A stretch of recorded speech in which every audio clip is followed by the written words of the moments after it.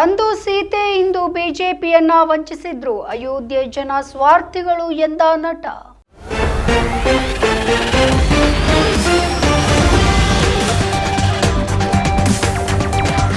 ಅಯೋಧ್ಯೆಯಲ್ಲಿ ಬಿಜೆಪಿ ಸೋತ ನಂತರ ಸಾಕಷ್ಟು ಚರ್ಚೆಗಳು ನಡೀತಾ ಇದೆ. ರಾಮ ಮಂದಿರ ಕಟ್ಟಿರುವಂತಹ ಪುಣ್ಯ ಭೂಮಿಯಲ್ಲಿ ಬಿಜೆಪಿ ಯಾಕೆ ಖಾತೆಯನ್ನ ಕಳೆದುಕೊಳ್ತು?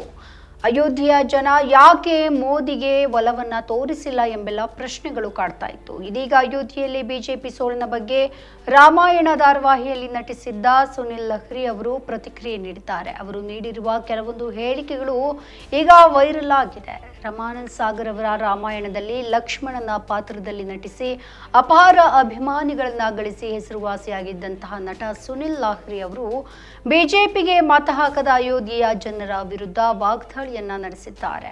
ಪಕ್ಷದ ನಾಯಕತ್ವದಲ್ಲಿ ಈ ವರ್ಷ ಜನವರಿಯಲ್ಲಿ ಅಯೋಧ್ಯೆಯಲ್ಲಿ ರಾಮ ಮಂದಿರ ಉದ್ಘಾಟನೆ ಆಯಿತು. ಆದರೂ ಕೂಡ ಜೂನ್ 4ರ ಲೋಕಸಭಾ ಫಲಿತಾಂಶ ಪ್ರಕಟವಾದಾಗ ಬಿಜೆಪಿಯ ಲುಲ್ಲು ಸಿಂಗ್ ಅವರು ದೇವಸ್ಥಾನವಿರುವ ಫೈಜಾಬಾದ್ ಕ್ಷೇತ್ರದಲ್ಲಿ ಸಮಾಜವಾದಿ ಪಕ್ಷದ ಅಭ್ಯರ್ಥಿ ಅವಧೇಶ್ ಪ್ರಸಾದ್ ವಿರುದ್ಧ ಸೋತಿದ್ದಾರೆ.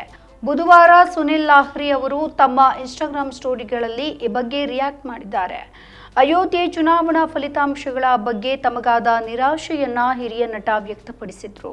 ಅವರು ಪವಿತ್ರ ಅಯೋಧ್ಯ ನಗರದ ಜನರನ್ನ ಉದ್ದೇಶಿಸಿ ತಮ್ಮ ಮಾತುಗಳನ್ನ ಹೇಳಿದ್ದಾರೆ. ತಮ್ಮ ರಾಜನಿಗೆ ದ್ರೋಹ ಮಾಡ್ತಾ ಇದ್ದಾರೆ ಅಯೋಧ್ಯೆಯ ಜನರು ಅಂತ ಆರೋಪ ಕೂಡ ಮಾಡಿದ್ದಾರೆ. ಸೀತಾದೇವಿಯು ವನವಾಸದಿಂದ ಹಿಂತಿರುಗಿದ ನಂತರ ಅವರನ್ನ ಸಂಶಯಿಸಿದ್ದು ಇದೇ ಅಯೋಧ್ಯೆಯ ನಾಗರಿಕರು ಅಂತ ನಾವು ಮರಿತಾ ಇದ್ದೇವೆ. ದೇವರನ್ನ ನಿರಾಕರಿಸುವ ವ್ಯಕ್ತಿಯನ್ನ ನೀವು ಏನೆಂದು ಕರಿತೀರಾ? ಸ್ವಾರ್ಥಿಗಳಂತ ಕರಿತೀರಾ? ಅಯೋಧ್ಯೆಯ ಪ್ರಜೆಗಳು ಯಾವಾಗಲೂ ತಮ್ಮ ರಾಜನಿಗೆ ದ್ರೋಹ ಬಗ್ದಿದ್ದಾರೆ ಎಂಬುದಕ್ಕೆ ಇತಿಹಾಸವೇ ಸಾಕ್ಷಿಯಾಗಿದೆ. ಅವರಿಗೆ ನಾಚಿಕೆಯಾಗಬೇಕು ಅಂತ ನಟ ಹೇಳಿದ್ದಾರೆ. ಅಯೋಧ್ಯೆಯ ಪ್ರಿಯ ನಾಗರಿಕರೇ, ನೀವು ಸೀತಾದೇವಿಯನ್ನ ಕೂಡ ಬಿಡಲಿಲ್ಲ. ಶ್ರೀರಾಮನು ಆ ಚಿಕ್ಕ ಗುಡಾರದಿಂದ ಹೊರಬಂದು ಸುಂದರವಾದ ದೇವಾಲಯದಲ್ಲಿ ಪ್ರತಿಷ್ಠಾಪಿಸಲ್ಪಡುವಂತೆ ಮಾಡಿದ ವ್ಯಕ್ತಿಗೆ ನೀವು ದ್ರೋಹವನ್ನ ಮಾಡಿದ್ದೀರಾ ಅಂತ ಹೇಳಿದ್ರು ಕೂಡ ಅಚ್ಚರಿ ಏನಿಲ್ಲ. ಇಡೀ ರಾಷ್ಟ್ರವು ನಿಮ್ಮನ್ನ ಮತ್ತೆಂದಿಗೂ ಗೌರವದಿಂದ ನೋಡೋದಿಲ್ಲ ಅಂತ ಟ್ವಿಟ್ಟರ್ನಲ್ಲಿ ಬರೆದಿದ್ದಾರೆ.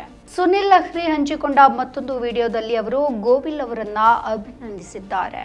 ನಾನು ನಿಜವಾಗಿಯೂ ಇಷ್ಟಪಡುವ ಇಬ್ಬರು ಜನರು ಚುನಾವಣೆಯಲ್ಲಿ ಗೆದ್ದಿರುವುದಕ್ಕೆ ನನಗೆ ಸಂತೋಷವಾಗಿದೆ.